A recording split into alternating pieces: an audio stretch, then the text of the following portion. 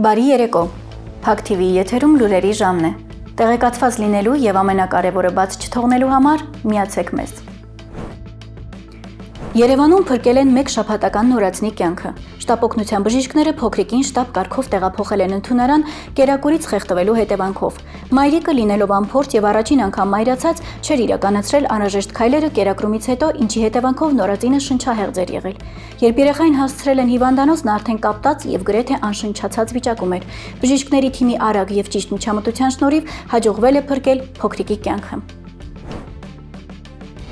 Միգրացիոն դատարանի որոշմամբ ԴՕԿ կուսակցության նախագահ Վարդան Ղուկասյանը չի արտահանձնվի Հայաստան։ Միևնույն ժամանակ դատարանը գտել է, որ Վարդան Ղուկասյանի կողմից թույլ են տրվել միգրացիոն կարգի խախտումներ, ուստի պետք է լքի ԱՄՆ-ի սահմանները, նշվում է կուսակցության տարածած հաղորդագրության մեջ։ Իր հերթին նրա փաստաբան, իրավապաշտպան Լևոն Բաղդասարյանը նշել է, որ սահմանված ժամկետում դատարանի որոշումը բողոքարկելու դեպքում դատական ակտն օրինական ուժ չի ստանա, և հետևաբար Ղուկասյանը կշարունակի մնալ Միացյալ Նահանգներում։ Առայժմ հայտնի չէ, թե ԱՄՆ-ից ուր է մեկնելու Վարդան Ղուկասյանը, սակայն փաստաբան Լևոն Բաղդասարյանի հաղորդմամբ Վարդան Ղուկասյանը տեղաշարժվելու խնդիր չունի, քանի որ նրա նկատմամբ այլևս միջազգային հետախուզում չկա։ Գյումրու Սուրբ Յոթվերք եկեղեցու բակում մի քանի քաղաքացիներ ի նշան բողոքի, քանի որ թեմի առաջնորդ Միքայել arczepiskopos Աջապահյանին 2 տարի ազատազրկման են դատապարտել, անժամկետ նստացույց ու հացադուլ են հայտարարել։ Նրանք պահանջում են ազատ արձակել թեմի առաջնորդին, որը մշտապես բոլոր իշխանությունների օրոք համարձակորեն արտահայտել է իր կարծիքը։ Հացադուլավորները գյումրեցիներին հորդորում են միանալ իրենց ու թույլ չտալ Հայաստանում թաղել արդարադատությունը։ Հիշեցնենք, Շիրակի թեմի առաջնորդ Միքայել Սրբազանի գործով դատարանը մեղավոր ճանաչեց նրան 2 տարի դատապարտելով։ Ըստ մեղադրական եզրակացության, Միքայել arczepiskopos Աջապահյանին մեղադրանք է առաջադրվել այն բանի համար, որ նա ունենալով arczepiskoposի հոգևոր աստիճան և հանդիսանալով Հայ առաքելական Սուրբ եկեղեցու Շիրակի թեմի առաջնորդը, պարբերաբար հրապարակային ելույթներով, հանդես գալով զանգվածային լրատվության միջոցներով, ունենալով մեծ թվով հետևորդներ և հետևաբար նաև իր խոսքով հասարակության անդամների վարքագիծն ուղղորդելու զգալի հնարավորություն, համաձայն չլինելով ներքին և արտաքին քաղաքականության հետ կապված հարցերի վերաբերյալ Հայաստանի Հանրապետության կառավարության դիրքորոշումներին օգտագործելով զանգվածային լրատվության միջոցները, տեղեկատվական ու հաղորդակցական տեխնոլոգիաները, նախ 2024 թվականի փետրվարի 3-ին, ապա նաև 2025 թվականի հունիսի 21-ին զանգվածային լրատվության միջոցների ներկայացուցիչներին տրված հարցազրույցների ընթացքում հնչեցրել է իշխանությունը զավթելուն ուղղված հրապարակային կոչեր։ Ռուսաստանի փոխվարչապետ Ալեքսեյ Օվերչուկը կայցելի Ադրբեջան։ Ըստ որոշ տեղեկությունների, Օվերչուկի այցը Բաքու նախատեսված է հոկտեմբերի 13-ից 14-ին, մանրամասները ներկայումս ճշտվում են։ Օվերչուկը կմասնակցի Բաքվում կայանալիք Ադրբեջանի, Ռուսաստանի և Իրանի եռակողմ հանդիպմանը։ Իրանական կողմից եռակողմ հանդիպմանը կմասնակցի տրանսպորտի և քաղաքաշինության նախարար Ֆարզանե Սադիղը։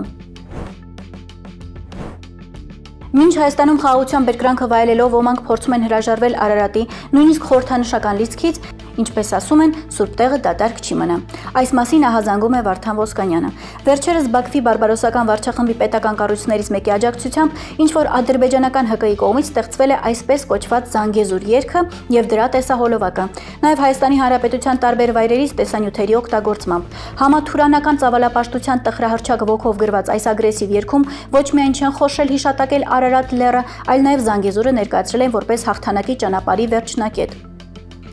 Հիշեցնենք, Ալիևը վերջերս հաճախ է խոսում այսպես կոչված Զանգեզուրի միջանցքից։ Վերջերս էլ հայտարարել էր. Ես կասկած չունեմ, որ Զանգեզուրի միջանցքը որպես միջին միջանցքի երկաթուղիներից մեկը մոտ ապագայում կարևոր դեր կխաղա որպես մայրցամաքները կապող հիմնական տրանսպորտային օղակ։ Խոսելով խաղաղության պայմանագրի նախաստորագրումից Իլհամ Ալիևը ասել էր. Տարածաշրջանում մեր կողմից առաջ մղվող խաղաղության օրակարգը նոր հորիզոններ է բացում մեր արտաքին քաղաքականության համար։ Անցյալ ամիս Ադրբեջանի և Հայաստանի միջև խաղաղության համաձայնագրի նախաստորագրումը բարենպաստ հնարավորություններ է ստեղծում ոչ միայն տարածաշրջանի, այլև ավելի լայն աշխարհագրության համար, նման վստահեցում է արել Ադրբեջանի նախագահը։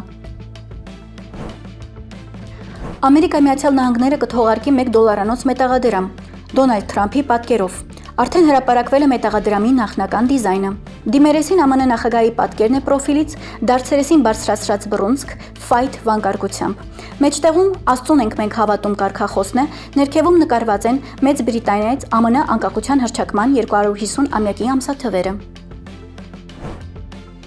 Դոնալդ Թրամփը նաև հրապարակել է արհեստական բանականության կողմից ստեղծված տեսանյութ, որտեղ իրեն պատկերել է մռայլ հնձվորի կերպարում։ Տեսանյութում հնչում է հետևյալ երգը. Դեմոկրատներ, երեխաներ, ահա գալիս է հնձվորը, նա կկապի ձեր ձեռքերը, ահա գալիս է հնձվորը, դուք չեք կարողանա թռչել, ասել է Թրամփը, հրապարակելով արհեստական բանականության կողմից ստեղծված տեսանյութը։ Եվ վերջում օրվա տեսանյութ՝ հայկական ժողովրդական հանինա երգը վրաց երեխայի կատարմամբ։